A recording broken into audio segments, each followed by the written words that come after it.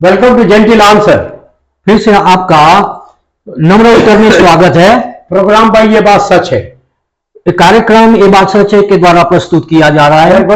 मुस्लिम claim, और जो मुसलमान का दावा है इसमें इस्माइल एज ए सैक्रिफाइस, जो इस्माइल का बलिदान जो दिया गया उसके बारे में। Now we look in the introduction. जब हम परिचय में देखते हैं इन इस्लामिक ट्रेडिशन, जो इस्लामिक परंपराएं हैं, इट इज बिलीव दैट, उसमें माना जाता है Ismail the son of prophet Abraham, नबी अब्राहम एंड हागर, और हागार का बेटा था, one who was to be sacrifice, जिसका बलिदान किया जाना था as an act of obedience, और वो आज्ञा पालन के कार्य से टू गॉड्स कमांड, जो परमेश्वर की आज्ञा थी। एंड दिस क्लेम इज, और ये दावा based on interpretation of the Quran and Islamic scripture, Quran और इस्लामिक साहित्य के तर्जुमा पर आधारित है।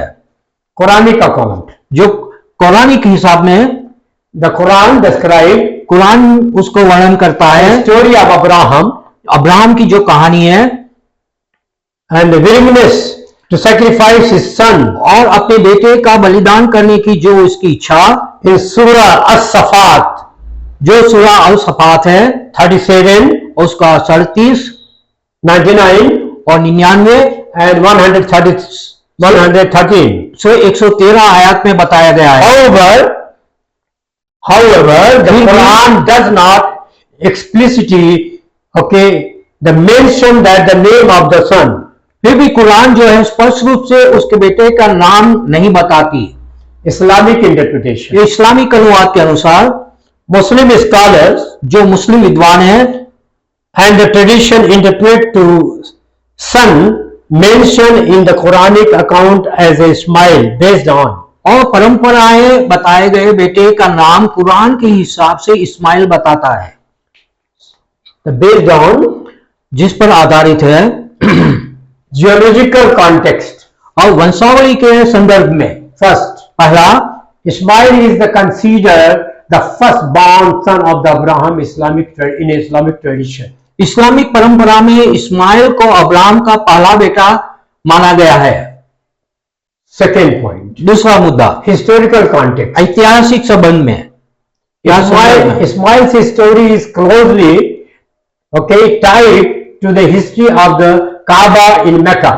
जो इस्माइल की कहानी है इस्लाम में मक्का में जो पवित्र स्थान काबा है, ऐसे इतिहास के करीब जुड़ा हुआ है। Sacred site of Islam, जो मुसलमानों के लिए और इस्लाम में पवित्र पाक जगह है।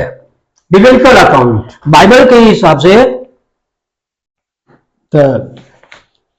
the biblical account in Genesis 22, उत्पत्ति 22 में बाइबल के हिसाब में बताया गया है, whole chapter, जो पूरा अध्याय है, describe the story of the Abrahams, जो अब्राहम की कहानी को बताते हैं। Abraham's willingness अब्राहम का विश्वास to sacrifice his son Isaac, और अपने बेटे इसहाक का बलिदान करना। Muslim argue that मुसलमान वो चर्चा करते हैं, विवाद the करते हैं, biblical account जो बाइबल का हिसाब दिया गया has है been corrupted on the misinterpreted over to the sacrifice. और जो बलिदान दिया गया था उस पर वो गलत अनुवाद या बिगड़ा हुआ है। Let us see further. आए हम आगे देखें Importance in Islamic tradition. Islamic परंपरा में इसका महत्व।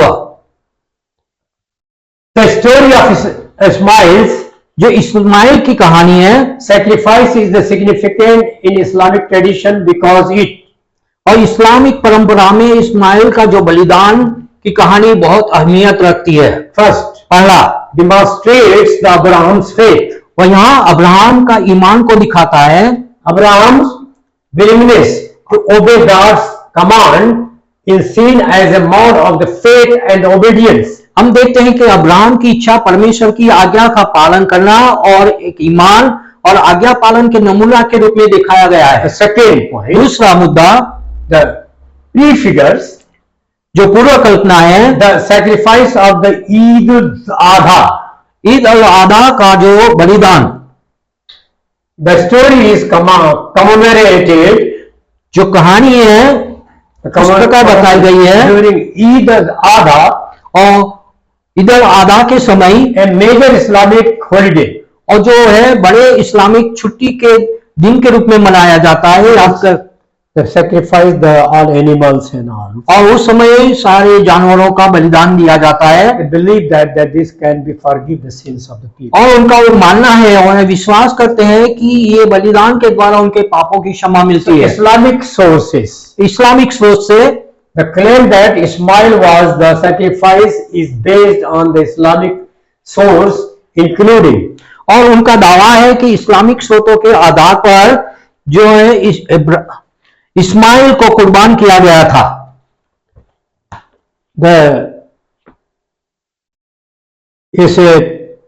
when we look further, जब हम आगे देखते हैं and we find that, और हम मालूम करते हैं the claim that Ismail was the sacrifice is the base of Islamic sources, including जो इस्लामिक स्रोत के आधार पर इस्माइल का कुर्बानी दी गई थी, जो उसमें समावेश में Quranic exegesis, जो कुरान जो इस्लामिक टिप्पणी है या टीका है, interpretation of the Quran by Muslim scholars. Quran का मुस्लिम विद्वानों के द्वारा जो अनुवाद किया गया है। Second, दूसरा, hadith saying हदीस कहती है an action attributed to the Prophet Muhammad, और उसके कार्यों में नबी मोहम्मद को जिम्मेदार ठहराया गया है। when we look once again from the beginning, जब हम शुरुआत से फिर एक बार देखते हैं in introduction, जो परिचय में Islamic tradition. इस्लामिक परंपरा, Tradition means there are so many books available which is act of the Muhammad and others, the Khalifa, those who have already given some teaching. जो परंपरा है वो मोहम्मद की बहुत सी जो दी गई किताबें हैं या उनके जो खलीफा है उनकी शिक्षाओं पर आधारित है।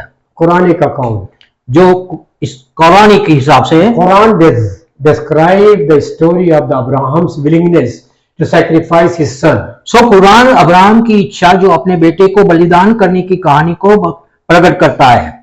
Surah Safat, सूरा अल सफात 37 and 99.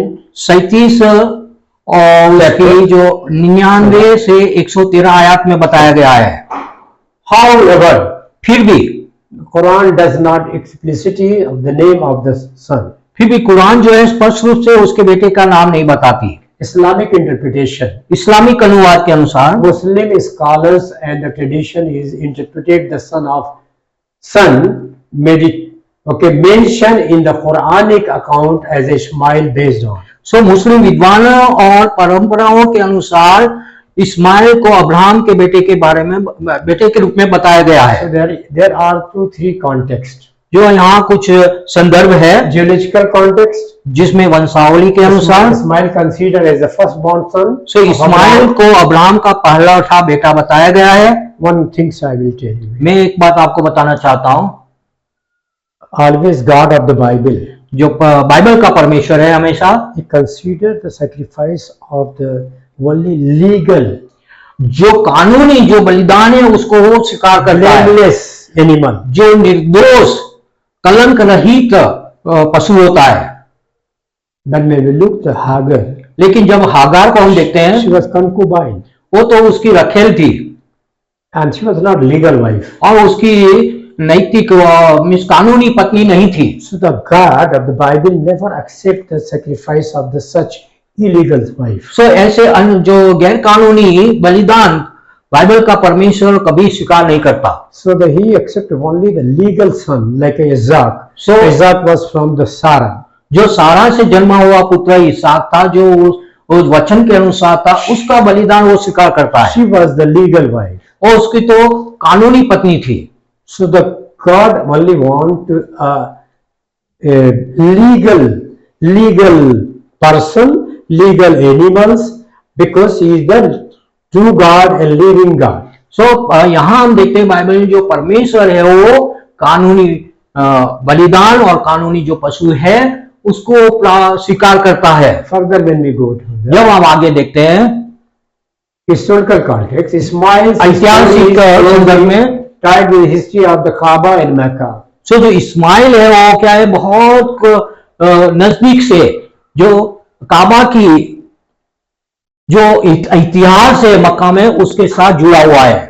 A biblical account, just I share about the chapter 32. और जैसे बाइबल का जो संदर्भ है उसे यानी उत्पत्ति का जो 22 अध्याय के द्वारा बताया गया। Yeah, that described the story of the Abraham's willingness sacrifice his son Isaac.